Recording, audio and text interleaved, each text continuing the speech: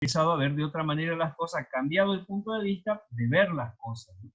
Entonces, ahí el trabajo pareciera hoy en día, o hay cierta idea de que el trabajo constituye como una maldición, y en realidad viene a ser una bendición de Dios, justamente porque el trabajo implica que el hombre pone en marcha su inteligencia, su condición de hijo de Dios, su condición de un ser que tiene libertad, libre albedrío, y que puede modificar, cambiar para bien, obviamente, lo que Dios ha creado, ir mejorando sí, mejorando su propia condición de vida y cambiando esto que Dios le ha dado. Dice, el trabajo en el 105 está intrínsecamente orientado a producir fruto. Esto supone una jerarquía y coordinación entre las operaciones, tal como sucede en la creación divina, donde cada cosa sucede en un momento preciso y cada realidad es creada en función de la siguiente. Para el ser humano esto significa que su actividad productiva debe organizarse y en muchos casos adaptarse a la de otro, que quizás todavía no está presente en la escena de la historia. Esto no constituye una faceta de alienación, debiendo ser entendido más bien como un legado que se concede gratuitamente a quien se beneficia de él, recibiéndolo como herencia de los padres. En efecto, el proverbio dice: uno siembra y otro ciega. Después, el hombre como guardián de la creación. Eso veíamos al principio, que dice, Dios crea al hombre para trabajar la creación, trabajar la tierra y cuidarla, guardarla, ¿no? El hombre es guardián de la creación. No cabe duda de que el trabajo humano, a semejanza del actuar divino, se caracteriza por ser una actividad transformadora, aunque no sea propiamente creadora.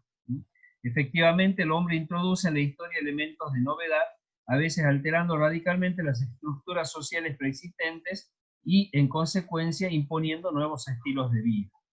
El trabajo implica esto, ¿no? Ir cambiando los estilos de vida. De hecho, nosotros nos damos cuenta que no es lo mismo el trabajo de hace 2000, de hace 1000 años, al trabajo hoy. Igual, digamos, siempre hubo problemas, siempre hubo crisis en todas estas cosas, pero el trabajo ha ido cambiando, ha ido mejorando, si se quiere, desde distintos aspectos, ¿no? Una imagen estupenda de guardar la vida aparece esbozada en la historia de Noé, ¿no? Se pone el ejemplo de Noé, cuando dice que Noé construye el arca, y en el arca ingresa todo tipo de animales, ¿no? Dice, aún aquellos que en apariencia no sirven al ser humano, ¿no? Y después dice, a este respecto pueden evocar dos breves mandamientos de la Torá para explicar cómo debe realizarse la custodia de la creación.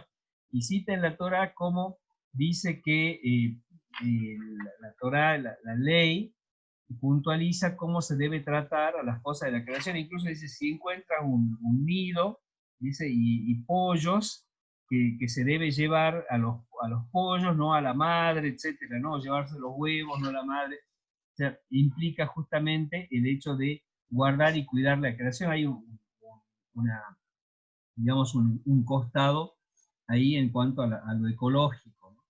El motivo vegetal que acabamos de mencionar, esto dice, nos permite pasar a la segunda prescripción de la Torá, situada en el contexto de las normas relativas a la conducta de mantener durante la guerra, concretamente en las operaciones de asedio de una ciudad.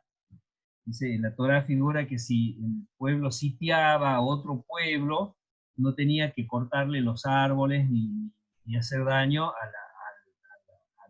las plantas o a los animales, sino era una lucha entre las personas, ¿no? Dice, bueno, el árbol que está plantado y que da fruto, si lo cortas, después no sirve ni para uno ni para otro, ¿no? Va dando prescripciones así muy casuistas, hasta casuistas, ¿no? Con respecto a este tema. El Creador confía la tierra al ser humano, como en cualquier mandato divino inspirado directamente en Génesis 2.15. El Señor no obtiene beneficios de la obediencia humana. La Torá va dirigida exclusivamente al bien del Hijo. Es, por lo tanto, intrínsecamente un acto de amor de Dios, justamente al confiarle la creación al ser humano. Y dice, el verbo guardar incluye también el sentido de conservar, preservar y mantener un determinado bien en el tiempo. Después, dice, el mandamiento escrupuloso del ecosistema exige un esfuerzo creativo sostenido por el amor hacia los hombres, ya sea hacia los pobres actuales que sufren la avidez de unos pocos prepotentes, ya sea hacia aquellos inocentes que corren el riesgo de nacer en una tierra devastada por la incuria indolente de nuestra generación. Acá lo que dice es justamente que el trabajo del hombre, podríamos interpretarlo de esta manera, donde en una región de la tierra que no produce tal cosa, en otra sí, habla un poco del intercambio, ¿no? de las cosas para que al ser humano no le falte nada, ¿no? Y eso, bueno, producto del trabajo. Y termina con esta parte del Salmo que dice, si el Señor no construye la casa, en vano se cansan los albañiles, si el Señor no guarda la ciudad, en vano vigilan los centinelas, justamente para decir que en todo esto está la pura gratuidad del Señor en dar al ser humano, en hacer que el ser humano obtenga el producto de su trabajo. Bueno, después dice el trabajo y sus leyes, ¿no? Y habla de los problemas vinculados al trabajo. El encargo sigue siendo cultivar la tierra. Se aclara, sin embargo, que el suelo a cultivar es materia, es la materia de la cual fue sacado, en referencia explícita a la mortalidad del ser humano. Además, el lugar de trabajo ya es un jardín, ya no es un jardín, sino la tierra maldita que producirá espinas y cardos, y el pan solo podrá ser obtenido con el dolor del sudor de la frente. Esto con referencia a después, cuando viene el castigo, ¿no? Por el pecado. Pero bueno, los problemas vinculados al trabajo tienen que ver con que cada uno debe, el hombre debe manejar de tal manera la tierra. La Biblia, por supuesto, habla de la tierra y también del pastoreo, de tal manera que no se convierta en una obsesión, en algo obsesivo el hecho de ganar, ¿no? Riqueza, porque al principio decía todo trabajo conlleva un fruto, ¿no? Una ganancia, y por eso es que se establecen los jubileos, los años el año sabático y esas cosas que establece el Señor, para, uno, para hacer descansar la tierra o descansar el ganado, para que el hombre descanse, pero también para que todo vuelva a su cauce normal, como Dios ha creado, y porque el hombre no tiene que sentirse el dueño absoluto, ¿no? De todo y puede hacerlo todo sin ninguna referencia a Dios, sino que tiene justamente que saber que la tierra, que la producción nos viene toda de Dios, ¿no? Dice, bueno, pone el ejemplo de trabajos también, el de Caín, el de Abel, ¿no? Que son algunos agricultores, el otro es pastor, y dice, no, la maldición o lo malo no es porque uno sea pastor o porque sea agricultor o lo que fuere, sino que lo malo es justamente el corazón del hombre, ¿no? Y dice una práctica que mejorará las técnicas laborales, pero abrirá las puertas a instrumentos bélicos cada vez más destructivos propios de los hijos de Lamec. El vengativo, una vez más, lo que es digno de elogio no es el trabajo en sí mismo, sino el modo de ejercerlo. Incluso lo que es bueno puede transformarse debido a la mala orientación del corazón en ocasión del abuso. En la 110 al final, ¿no? Y después, bueno, vienen las normativas sobre el trabajo, que en primer lugar, bueno, el mandamiento del sábado, el mandamiento del descanso semanal, ¿no? Es decir, no todo, digamos, el pueblo de Israel es el pueblo que justamente se da cuenta de su dignidad, de la dignidad de la persona, y de que la persona no es como el resto de la creación, sino que puede descansar, sino que puede tomarse un tiempo para alabar a Dios, para elevar su espíritu.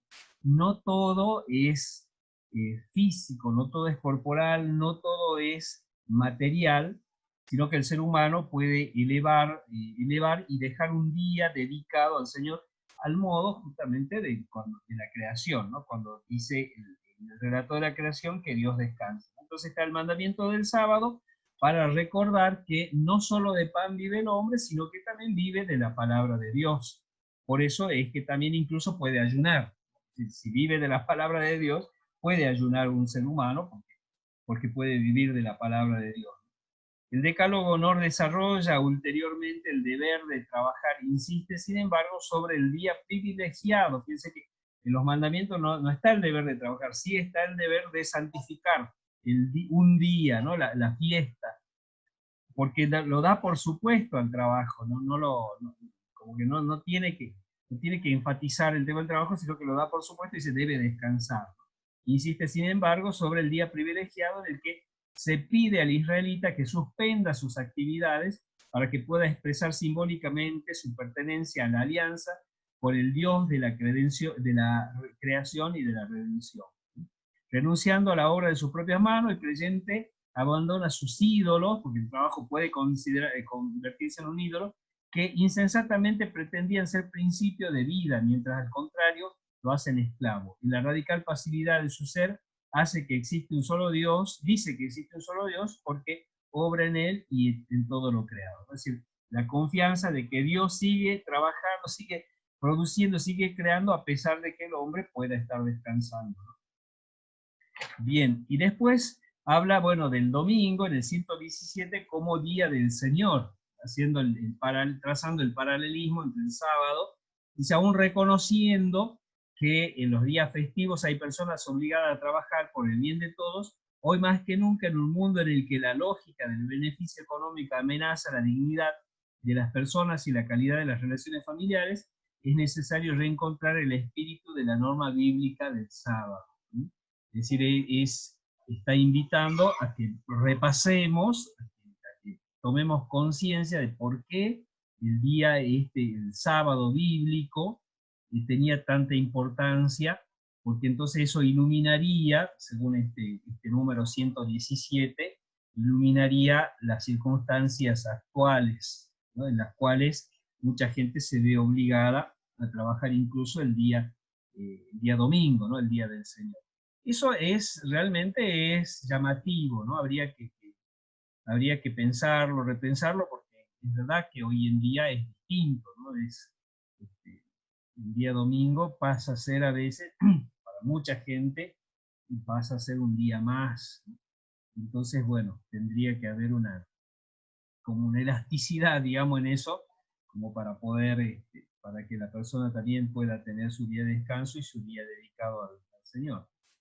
Las leyes que protegen a los trabajadores y subordinados a partir del 118, habla de los esclavos, habla de los siervos, habla de los criados, justamente haciendo alusión al año sabático, en el cual no solo se dejaba descansar la tierra, sino que también se perdonaban las deudas, porque muchas veces el caer esclavo o el caer como servidumbre de algún otro era consecuencia de las deudas.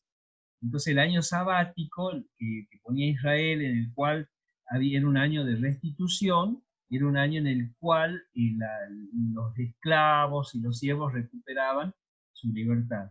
Y había algo muy importante que contempla la Torá, es que ni el esclavo ni el siervo, que el patrón, digamos, no debe dejar a su esclavo o a su siervo irse con las manos vacías. Tiene que proveerle para que pueda subsistir por lo menos hasta que consiga o pueda ponerse al día, ¿no? Pueda conseguir otro trabajo, diríamos hoy.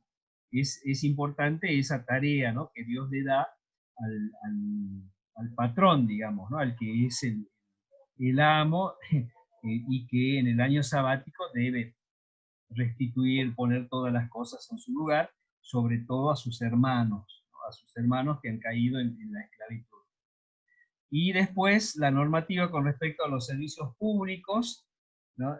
Recuerden que los servicios públicos no solo, nosotros a veces hacemos, capaz que pensamos en ¿cómo se llama? En la obra pública, ¿no? Las obras públicas. En realidad el servicio público incluía también en la tarea del sacerdote, que daba un servicio, el servicio del culto, ¿no? Entonces, bueno, prescribe cómo debe ser y también que debe recibir una remuneración justamente porque es un trabajo, ¿no? Es un servicio destinado a Dios, dice en la 120. Después el trabajo como oración, en la 121, nos habla de cómo el mismo trabajo implica santificación.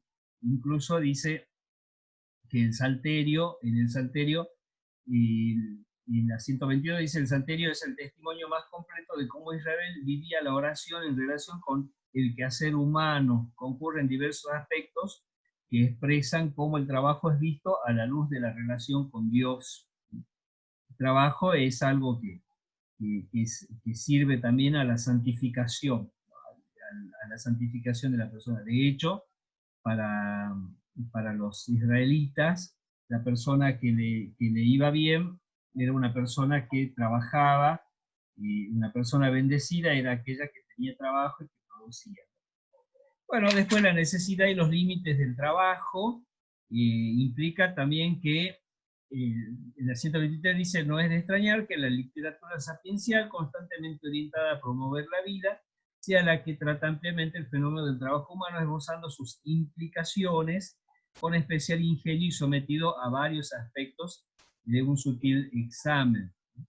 Digamos, el trabajo es considerado como fuente de vida, pero también hay otros, en otras partes, en el libro del Eclesiastés, por ejemplo, dice vanidad de vanidades, de qué le sirve al hombre trabajar, si al final es medio como uno lo puede, a simple vista lo puede tomar como una relativización o como una tensión hacia abajo, ¿no? Con respecto al trabajo, y en realidad lo que está tratando de hacer es llevar eh, a considerar más bien el trabajo y las actividades humanas como una actividad de sabiduría.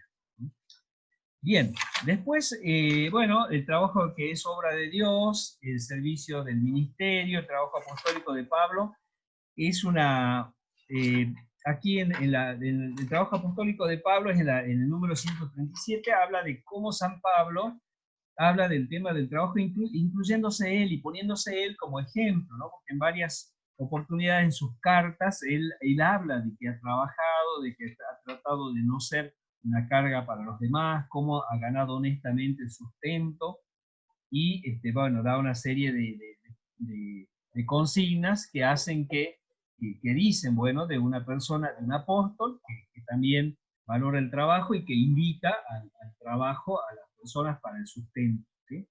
Bueno, y hasta ahí sería el tema del trabajo. Por ahí después pasamos al tema de los animales como ayuda del hombre. Esto es algo novedoso, algo sorprendente dentro, pero que está muy bien ubicado dentro del tema del hombre en el jardín, ¿no? Porque el hombre en el jardín no está solo. Hablando del hombre, decimos el varón y mujer, ¿no? Es decir, cuando decimos hombre estamos diciendo que no hay diferencia sustancial, ¿no? Entre el varón y la mujer. Es decir, el hombre no está solo en el jardín, no debe caer en la tentación de pensar que es el único ser o el dueño absoluto del jardín, sino que lo comparte con otros seres, ¿no? El ser humano ha sido llamado por Dios a cuidar el jardín. En el jardín no hay solo vegetales, sino también animales, seres animados que Dios ha creado para el ser humano. Este es el número 140. La vocación del campesino se completa entonces con la del pastor, que se preocupa de los animales que les han sido confiados, ¿no? Entonces, acá lo que dice es, bueno, justamente el trato al animal, pero más que el trato al animal, despierta la conciencia de cómo el animal es una ayuda para el hombre, no solo porque ayuda en el trabajo, sino que también el hombre puede aprender ciertas cosas, con una mirada atenta puede aprender muchas cosas del trabajo. De hecho, en los libros de la sabiduría están llenos de cosas digamos, de la observación, es lo que nosotros decimos el conocimiento vulgar, ¿no? La observación cotidiana del comportamiento animal, cómo puede llegar a servir al hombre para su sabiduría, ¿no? Entonces cuando Jesús dice, sean mansos como palomas, astutos como serpientes, o en el Antiguo Testamento, qué sé yo, lo de Balaam, ¿no? La historia de Balaam, la mula, qué sé yo, todo eso sirve para darnos cuenta de que todo es complementario, ¿no? Nada es de uso, digamos, de aprovechamiento así despótico del hombre, sino al contrario, todo tiene que tener, tampoco caer en el panteísmo, ¿no? Pero que el hombre tiene que aprender a usar de las cosas y de los animales de una manera racional, ¿no? Por eso tiene uso de razón, ¿no? El misterio de la vida, de testimonio de un mundo animal, ¿no? Es el número 144, y los animales como el signo del obrar de Dios, ¿no? Y la ayuda en el culto antiguo se refiere a cuando el animal servía como por los sacrificios, ¿no? Que se ofrecían en el templo y no solamente en el judaísmo, sino también en otras religiones, donde el animal era usado como instrumento de ofrecimiento, de holocausto, y se solía sacrificar animales, y no cualquier animal, ¿no? No era un animal mutilado ni nada, sino era un animal bueno que se destinaba al culto, ¿no? Porque era algo consagrado. Después, por supuesto, Jesucristo, digamos, cuando entra en el culto, al decir de la epístola a los hebreos, como Jesucristo ingresa al templo, bueno, se terminan los cultos de animales en el cristianismo, y es Jesucristo el que ofrece el único sacrificio eterno de la cruz. Así que, bueno, dice, para mostrar claramente que la sangre que ha de derramar es la propia y no la de otro ser vivo, ha instituido un nuevo rito, ¿no? Jesucristo, el memorial, que recuerda, celebra y actualiza su sacrificio en la cruz por la entrega de su carne y de su sangre ofrecida una vez y para siempre. Bueno, eso sería, digamos, para completar este segundo capítulo de El hombre en el jardín. Hemos visto el tema del alimento del hombre, el tema del trabajo, el tema de los animales dentro de este tema del hombre en el jardín. Con eso completaría la parte que me faltaba dar porque me extendí mucho en la primera, en la de los alimentos.